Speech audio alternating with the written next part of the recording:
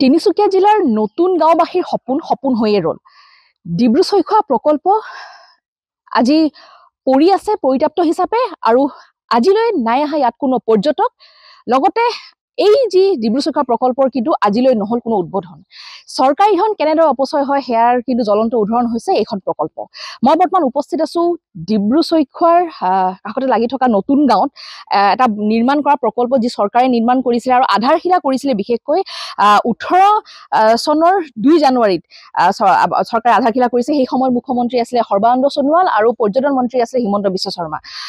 আৰু কেইবাজনো বিধায়কৰ উপস্থিতিত আচলতে এইখন ডিব্ৰু-চৈখোৱা প্ৰকল্প আধাৰশিলা স্থাপন কৰা হৈছে। কিন্তু তাৰ পিছত যিহেতু যি কোম্পানীক দিয়া হৈছিলে, সেই কোম্পানীয়ে কিন্তু 3 বছৰত এই প্ৰকল্প উলিয়াই খুব সুন্দৰভাৱে তেওঁলোকে আটক ধুনীয়াকৈ সজাই পৰাই দিছিল। কিন্তু এই মুহূৰ্তত আমি যিহেতু উপস্থিত হৈছো এই যি পৰ্যটন ক্ষেত্ৰখনৰ খবৰ ল'বলৈ আহি দেখা পোৱা গৈছে যে পৰিত্যক্ত হিচাপে আচলতে পৰি আছে এই যিখন ৰিজৰ্ট ডিব্ৰু-চৈখোৱা যিখন প্ৰকল্প বনাইছিলে আচলতে চৰকাৰে, আৰু নতুন গাঁওবাসীৰ যিটো সপোন দেখা পোৱা গৈছে সপোন হৈয়ে ৰৈছে। আৰু হয়তো এইখন ৰিজৰ্ট হোৱাহেঁতেন হয়তো কিছু এই গাঁওখনৰ নিবনুৱা সমস্যা দূৰ হ'লহেঁতেন। কিন্তু এই মুহূৰ্তত দেখা পোৱা গৈছে এইখন যি প্ৰকল্পৰ ভিতৰত আমি আহি দেখিছো যিসমূহ আটক ধুনীয়াকৈ সজোৱা হৈছিলে, এই ৰুমসমূহ আমি দেখুৱাইছো, কাঠসমূহ বৰ্তমান পচিবলৈ ধৰিছে। লগতে ৰুমৰ বাহিৰৰ যি দৃশ্য আমি দেখুৱাইছো, ইয়াত কিন্তু গছ হাবি বননিয়ে এই মুহূৰ্তত ভৰি পৰিছে। টাইলছসমূহ ভাঙিবলৈ ধৰিছে। লগতে দেখা পোৱা গৈছে জাৰজন্য অৱস্থাৰ কিন্তু প্ৰথম এইটো দিশ কিন্তু বৰ্তমান আমি দেখুৱাবলৈ যত্ন কৰিছো নিউজ 18। কেনেদৰে আচলতে চৰকাৰী ধন যে অপচয় যে কৰা হয় সেয়া কিন্তু জ্বলন্ত উদাহৰণ দেখা গৈছে এইখন ৰিজৰ্ট। আচলতে এটা সপোন সাজি হয়তো চৰকাৰেও বনাইছিলে, কিন্তু চৰকাৰে আজি কিহৰ বাবে এই যি ডিব্ৰু-চৈখোৱা প্ৰকল্প এনেদৰে যিটো 19 কোটি টকা ব্যয় কৰি এইখন যি প্ৰকল্প বনোৱা হৈছিলে আৰু তাৰ পিছত কিন্তু এনেদৰে পৰিত্যক্ত হিচাপে পৰি আছে, যাৰ বাবে সকলোৰে মনত এতিয়া বৰ্তমান বহু প্ৰশ্ন উত্থাপন হৈছে। কিহৰ কাৰণে এই যিখন দেখাইছো যে কিহৰ কাৰণে ডিব্ৰু-চৈখোৱা প্ৰকল্প যে এনেদৰে পৰি ৰৈছে সেয়া কিন্তু সকলোৰে মনত প্ৰশ্ন, আৰু সকলোৱে জানিব বিচাৰিছে যে কিহৰ কাৰণে আজি এনেধৰণৰ ঘটনা সংঘটিত হৈছে এইখন তিনিচুকীয়াত।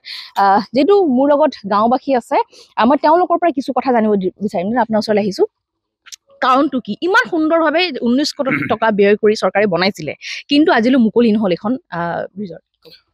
2018 চনৰ জানুৱাৰী মাহৰ 2 তাৰিখে এই নতুন নগাঁৱৰ এই পিছপৰা অঞ্চললৈ আহি সেই সময়ৰ মুখ্যমন্ত্ৰী সৰ্বানন্দ সোণোৱাল ডাঙৰীয়াৰ লগতে পৰ্যটন বিভাগৰ মন্ত্ৰী সেই সময়ৰ হিমন্ত বিশ্ব শৰ্মা ডাঙৰীয়াই আহি ইয়াত আধাৰশিলা স্থাপন কৰি থৈ গৈছিল যে স্বদেশ দৰ্শন আঁচনিৰ জৰিয়তে ডিব্ৰু-চৈখোৱা প্ৰকল্প নামেৰে এটি প্ৰকল্প 19 কোটি টকা প্ৰকল্পৰ এটা নিৰ্মাণ কৰিবৰ বাবে আধাৰশিলা স্থাপন কৰি 3 বছৰৰ ভিতৰত এটা কোম্পানীৰ জৰিয়তে তেওঁলোকে সুন্দৰভাৱে এটা প্ৰকল্প নিৰ্মাণ কৰিলে। তাৰ আমাৰ নতুন নগাঁৱৰ গাঁওবাসী ৰাইজৰ সপোন পূৰণ হৈছে বুলি আমি অনুভৱ কৰিছিলোঁ। কাৰণ সেই সপোনটো আছিল যে তাত আমাৰ ইয়াৰ নিবনুৱা সমস্যা দূৰ হ'ব, আমাৰ এই অঞ্চললৈ বিভিন্ন দেশী বিদেশী পৰ্যটক আহিব, ডিব্ৰু-চৈখোৱা ৰাষ্ট্ৰীয় উদ্যানৰ লগতে মাগুৰী মতাপুং বিলখনেও অতি আটক ধুনীয়া হৈ সজাই তোলা হ'ব। এই কিছুমান সপোন আমি দেখিছিলোঁ। কিন্তু আজি এটা অতি পৰিতাপৰ বিষয় যে 2022 চনতে সম্পূৰ্ণ হোৱা এই প্ৰকল্পটো খুলিবৰ বাবে অপেনিং কৰিবৰ বাবে চৰকাৰৰ যি সদিচ্ছাৰ প্ৰয়োজন আছিল, যি পৰ্যটন বিভাগৰ যি দায়িত্ব আছিল, সেই দায়িত্ব কিন্তু চৰকাৰে পালন নকৰা আমি পৰিলক্ষিত হৈছিলোঁ।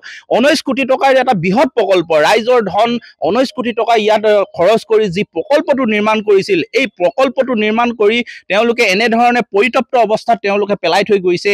ইয়াত টাইলছসমূহ জহি কহি যাবলৈ আৰম্ভ কৰিছে, ইয়াৰ হাবি বননিয়ে ভৰি পৰিছে। ইয়াৰ যিবিলাক সৌন্দৰ্যতাৰ বাবে নাওসমূহ তেওঁলোকে বনাইছিল পৰ্যটকৰ বাবে, সেই নাওসমূহ কিন্তু আজি জহি গহি গৈছে, ফাট মেলিছে।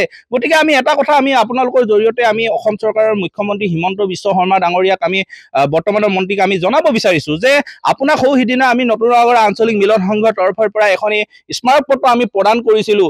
সেইদিনাখনে আপুনি জিলা উপায়ুক্ত তিনিচুকীয়া জিলা উপায়ুক্ত মহোদয়ক আপুনি কৈছিল যে কিবা ব্যৱস্থা গ্ৰহণ কৰিবৰ কাৰণে কি হৈ আছে কথাটো, কিন্তু আজি পৰ্যন্ত আপোনালোকে কোনো ধৰণৰ ব্যৱস্থা গ্ৰহণ নকৰিলে। ইয়াৰ বিধায়কজনে বাৰে বাৰে আপোনালোকে এই কথাবিলাক কোৱাৰ পিছতো আপোনালোকে আপোনালোকে কিন্তু আজিলৈকে কোনো ধৰণৰ ব্যৱস্থা গ্ৰহণ নাই। ইয়াৰ চৰকাৰৰ সদিচ্ছা নথকাৰ বাবে আজি চৰকাৰী ধন অপচয় হৈছে বুলি আমি ক'ব বিচাৰিছোঁ। লগতে আমি এটা কথা ক'ব বিচাৰিছোঁ যে এই প্ৰকল্পটো আমি জনামতে এজন ব্যক্তিয়ে এখন কেছ দিয়ে, সাধাৰণ এখন কেছ দিয়ে, তেওঁলোকে এই প্ৰকল্পটো বন্ধ কৰি ৰাখিছে বুলি তেওঁলোকে জনাই মৌখিকভাৱে তেওঁলোকে অৱগত কৰে। কিন্তু আমি এটা কথা ক'ব বিচাৰিছোঁ যে এই যিটো প্ৰকল্প 19 কোটি টকাৰ যিটো প্ৰকল্প, এই প্ৰকল্পটো খুলিবৰ কাৰণে মাত্ৰ এজন ব্যক্তি এখন কেছইতকে প্ৰয়োজন নেই। সেই ব্যক্তিজনক ব্যৱস্থা গ্ৰহণ কৰিব লাগে। সেই ব্যক্তিজনে কিহৰ কাৰণে কি কাৰণত তেওঁলোকে কৈছে এই সম্পূৰ্ণ ব্যৱস্থাখিনি কৰি তেওঁলোকে এই প্ৰকল্পটো খুলিবৰ কাৰণে ব্যৱস্থা গ্ৰহণ কৰিবৰ কাৰণে আমাৰ আহ্বান জনাইছোঁ। লগতে আমি এটা কথা ক'ব বিচাৰিছোঁ, যদিহে আপোনালোকে এনে ব্যৱস্থা গ্ৰহণ নকৰে, আমি কিন্তু আজি আপোনালোকৰ মাধ্যমেৰে আমি জনাব বিচাৰোঁ, মাননীয় মুখ্যমন্ত্ৰী মহোদয়, সময় থাকোঁতে হৰ মাৰক আৰু এই প্ৰকল্পটো উদ্ধাৰৰ ব্যৱস্থা কৰক। আপোনাক এবাৰ নহয় দুবাৰ আকৌ এবাৰ আমি জনাই দিছোঁ যে এই প্ৰকল্পটো খোলাৰ ক্ষেত্ৰত আপোনালোকে যেনেধৰণৰ ব্যৱস্থা গ্ৰহণ কৰিব লাগে তেনেধৰণৰ ব্যৱস্থা, অন্যথা কিন্তু এই নতুন নগাঁও আঞ্চলিক মিলন সংঘৰ নেতৃত্বত কিন্তু গাঁৱৰ ৰাইজ আৰু ৰাজপথলৈ ওলাই যাবলৈ আমি বাধ্য হ'ম। হয়, নিশ্চয়কৈ এটা কথা কিন্তু ক'ব লাগিব, সকলোৱে অনুৰোধ জনাইছে, নতুন গাঁওবাসীয়ে অনুৰোধ জনাইছে, বিশেষকৈ যি প্ৰকল্প আচলতে চৰকাৰে যিটো পৰিকল্পনা কৰি এটা সপোন ৰচিছিলে বা নতুন গাঁওবাসীয়ে এটা সপোন দেখিছিলে যে এই প্ৰকল্পটো অতি সোনকালে আৰম্ভ হ'ব, কিন্তু আজিলৈ যিটো পৰি আছে, আজি প্ৰায় ৩-৪ বছৰ হৈ গ'ল, কিন্তু তেনেদৰে পৰি আছে, পৰিত্যক্ত হিচাপে পৰি আছে। এতিয়া বৰ্তমান যি ডিব্ৰু-চৈখোৱা প্ৰকল্পৰ যি আচলতে সপোন দেখিছিলে, সেই সপোন কিন্তু বাস্তৱিত হোৱা নাই। আৰু এতিয়াও কিন্তু এই যি ৰিজৰ্টখন বৰ্তমান জহি যোৱাৰ যি পথত আচলতে ঢাপলি মেলিছে, আৰু এই মুহূৰ্তত দেখা পোৱা গৈছে হাবি জংঘলেৰে ভৰি পৰিছে আচলতে এখন ৰিজৰ্ট। আৰু নতুন গাঁওবাসীয়ে যিহেতু চৰকাৰক বাৰম্বাৰকৈ অনুৰোধ জনাইছে আৰু আগতো স্মাৰকপত্ৰ তেওঁলোকে প্ৰদান কৰিছে, আৰু এইবাৰ এটা কথা কৈছে যে অতি সোনকালে এই প্ৰকল্পৰ আৰম্ভণি কৰিব লাগে, শুভ উদ্বোধন কৰিব লাগে, আৰু চৰকাৰৰ ধন যাতে অপচয় নহয় সেয়াই এটা কথা দিশ দেখুৱাই দিছে। আপুনি বিচৰা বাতৰি পাব কেৱল নিউজ 18 এপত। নিউজ 18 এপ ডাউনলোড কৰিবলৈ স্কেন কৰক এই QR কোড। গুগল প্লে ষ্টৰতো পাব এই নিউজ 18 এপ।